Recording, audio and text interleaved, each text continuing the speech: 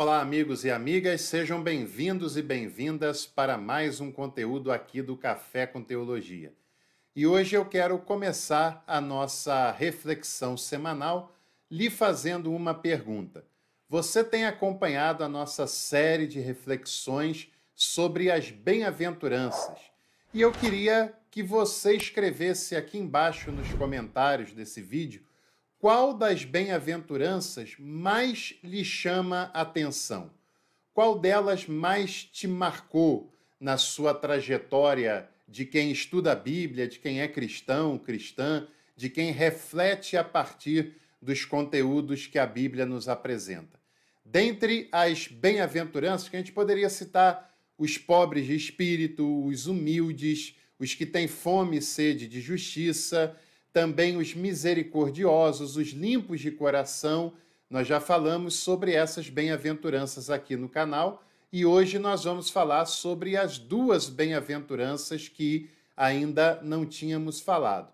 E dentre essas, eu gostaria de saber qual é a que mais mexe com você, qual é a que mais toca no seu coração.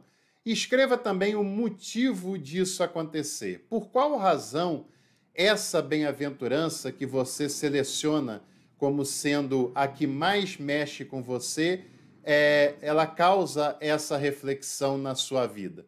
Não se esqueça de participar conosco, de escrever aqui embaixo nos comentários, porque eu tenho certeza que essa interação vai nos ajudar a aprendermos uns com os outros. E como eu disse, hoje nós vamos falar sobre as duas bem-aventuranças que ainda não falamos. Lembrando que o Sermão do Monte não se resume às bem-aventuranças, ele prossegue pelo capítulo 5 e 6 de Mateus. Mas as bem-aventuranças nós vamos chegar ao final da nossa lista, hoje falando sobre o Evangelho de Mateus, capítulo 5, versículo 9, que diz: "Bem-aventurados os pacificadores, porque eles serão chamados de filhos de Deus." Que importante também é essa bem-aventurança e a promessa que ela traz consigo. Quem é uma pessoa pacificadora? Você já parou para pensar no que significa essa característica das bem-aventuranças? Jesus está dizendo que feliz é uma pessoa pacificadora. Uma pessoa pacificadora é alguém que está relacionada com a paz. Eu tenho certeza que se eu perguntar para você se você gosta de viver em paz, quase ninguém, ou ninguém mesmo, vai dizer que não gosta de viver em paz. Todos nós gostamos de ter uma vida de paz, uma vida de tranquilidade, uma vida apaziguada. Mas pacificador não é apenas a pessoa que quer sentir paz dentro do seu coração. Porque ser pacificador é mais do que sentir dentro de si a paz, embora esse seja um elemento também muito importante e que faça parte desse processo.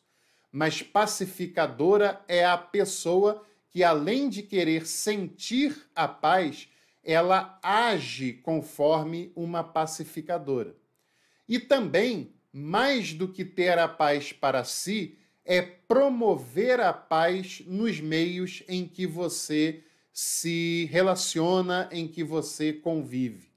É promover a paz para as pessoas que vivem dentro da sua própria casa, as pessoas que se relacionam com você no seu trabalho, na sua faculdade, na sua escola, na sua igreja, caso você frequente uma delas, no ambiente em que você se relaciona. Porque gostar de viver em paz, acho que todo mundo gosta. Agora, nem sempre as pessoas estão dispostas a promoverem a paz nos ambientes em que elas convivem. Tem muitos que, infelizmente, gostam de ver o circo pegar fogo. Tem muitos que gostam de ficar numa boa, de ficar tranquilos, de ficar em paz, mas gostam de ver uma intriga acontecendo, uma calúnia, um disse-me-disse, gostam de ver a treta acontecendo, como dizem os jovens na sua linguagem mais popular. Uma pessoa que gosta dessas características e dessas confusões não é o que Jesus está dizendo de uma pessoa feliz por ser uma pacificadora. Porque essas pessoas, além de gostar e de amar a paz interior, a paz de sentir essa paz e de viver em paz, são pessoas também que se esforçam em promover a paz para todos aqueles e aquelas que estão ao seu redor.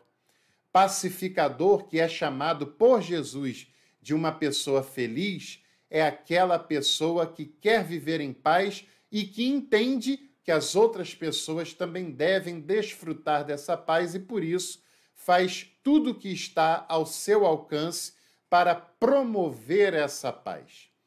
E paz não é apenas um sentimento, não é apenas um bem-estar, não é apenas um sossego, embora possa fazer parte, mas não se pode falar de paz sem oportunidades. Não se pode falar em paz sem que os direitos básicos para uma vida digna sejam garantidos e sejam respeitados. Não se pode falar de paz se não existe voz, porque, como diz a música popular, paz sem voz é apenas medo, é apenas silenciamento. Assim como uma suposta paz em ambientes autoritários, repressivos, em ambientes em que não se tem a possibilidade de trocar ideias, de discordar saudavelmente, também não é um ambiente de paz, é um ambiente de alienação, é um ambiente de silenciamento das opções de cada pessoa que não são, nesses casos, tratadas como indivíduo. Numa casa liderada por autoritarismo, quem se cala não é porque está em paz, é porque não sente abertura para poder se expressar e falar. Numa igreja em que todos concordam com tudo, não é um ambiente de paz autêntico que ali está implantado. É apenas um ambiente autoritário que pune quem fala e quem pensa minimamente diferente. O mesmo vale para um ambiente de trabalho, para relações entre amigos, familiares ou qualquer outra relação. Para que haja paz de verdade, é necessário, mais do que sentimento, ações concretas que possam promover esse ambiente de fato apaziguado. Porque uma pessoa que não tem nem o básico para a sobrevivência não pode viver em paz. Uma pessoa que não pode se expressar no mínimo do mínimo das suas vontades também não vive em paz, só está sendo silenciada. E Jesus está nos dizendo que bem-aventurado é aquela pessoa que é uma pacificadora, que busca a paz para si, dentro de si, mas que também luta com as armas que estiver à sua disposição, armas pacíficas, como os grandes pacificadores, como Mahatma Gandhi, como Martin Luther King, como Desmond Tutu, dois últimos citados, exemplos cristãos de pacificadores, pessoas que lutaram usando suas vidas, suas vozes, usando as suas ferramentas que tinham à disposição de modo pacífico, mas contundente, para que outras pessoas que estavam sendo jogadas de lado, que estavam tendo seus direitos negados, também pudessem compartilhar dessa paz. Então, seja uma pessoa feliz, também seja uma pacificadora. Não fique feliz com as brigas, com as indisposições, com o circo pegando fogo, porque isso não é papel nem de um pacificador, nem de uma pessoa feliz sob a ótica de Jesus e nem tampouco de um cristão e de uma cristã autêntica. E o texto conclui no versículo 10 do capítulo 5 de Mateus, dizendo que bem-aventurados são os que vivem perseguidos por causa da justiça, porque deles é o reino dos céus. O texto nos faz esse alerta porque aqueles e aquelas que lutam pela justiça são perseguidos por quem gosta de sistemas injustos, opressores e exploradores. Lutar pela justiça é lutar em favor dos menores contra os maiores. E o risco dessa pessoa ser perseguida é muito grande. Mas Jesus está dizendo: bem-aventurados são esses perseguidos, esses que não optam pela neutralidade, porque deles será o reino dos céus. E lembre-se de um detalhe importante: para Mateus, o reino dos céus é o centro da pregação de Jesus, não apenas nas bem-aventuranças, mas em todo o evangelho, em todo o conteúdo apresentado por Jesus. E esse reino dos céus para Mateus é sempre confrontado com o império romano que era vigente naquele cenário. O império que produzia opressão, silenciamento, perseguições.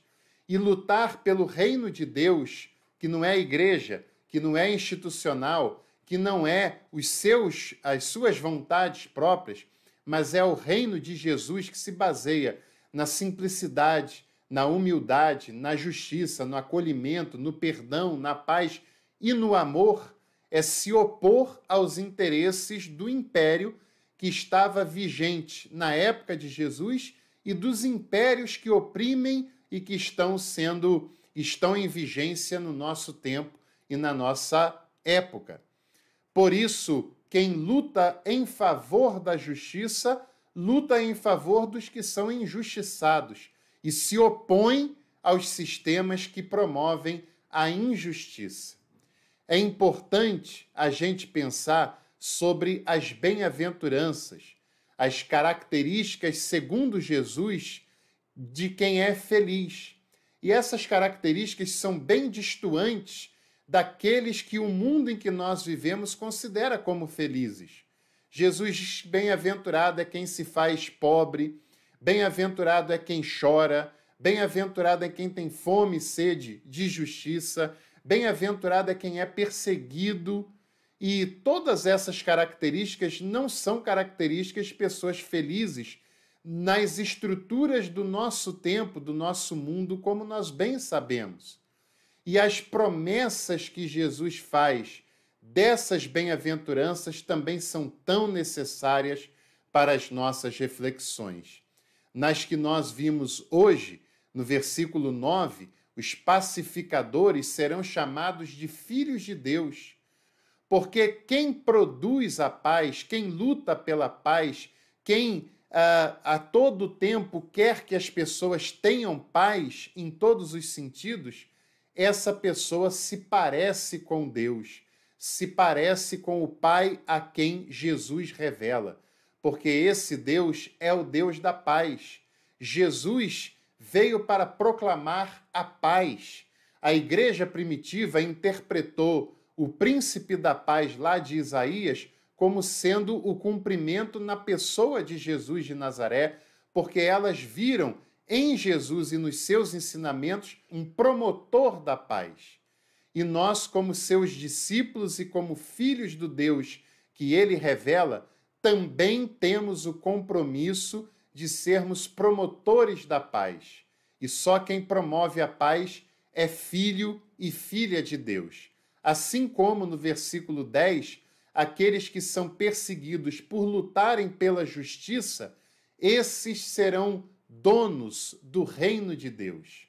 Esses habitarão no reino de Deus. Esses serão cidadãos e cidadãs do reino de Deus, porque estão a cada dia se harmonizando com os valores vigentes no reino de Deus, pregado e estabelecido por Jesus de Nazaré. Que eu e você sejamos a cada dia discípulos de Jesus, filhos e filhas do Deus que ele revela, e que sejamos promotores da paz, que não amemos a paz apenas para nós, mas que a promovamos para todos que convivem conosco, e que nós também sejamos pessoas que lutam pela justiça, não pela vingança. Vingança é uma causa pessoal, justiça é uma causa em prol das pessoas que padecem pela injustiça. Porque essas bem-aventuranças, assim como as outras, são propósito de Jesus para as nossas vidas e para aqueles que serão alcançados por nós como instrumentos da graça desse Deus que Jesus revela. E se você gostou desse conteúdo, não se esqueça do like, não se esqueça de compartilhá-lo nos seus contatos, e eu desejo para você e para sua família que vocês tenham paz, que vocês sejam alvos da justiça e que também sejam promotores da paz e da justiça onde quer que vocês estejam. Grande abraço e até o próximo conteúdo do Café com Teologia.